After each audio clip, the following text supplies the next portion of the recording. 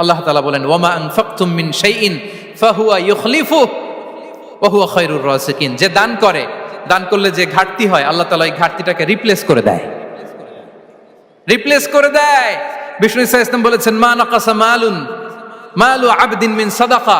Charity করলে, দান করলে আল্লাহ তার সম্পদ কখনো কমায় না।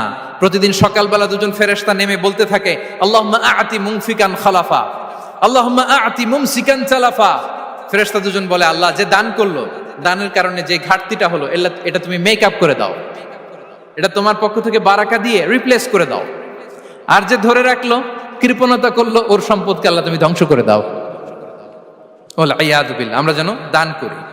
এরপরে বিষ্ণু ইসা ইসলাম বলেছেন বেশি বেশি হজ উমরা করলে, বেশি বেশি যদি কারো সাধ্য থাকে, ফিনান্সিয়াল ক্যাপাসিটি থাকে, বেশি বেশি হজ উমরা করলে তার রিজিকে বারাকা নেমে আসে। সব শেষে হচ্ছে দোয়া করা।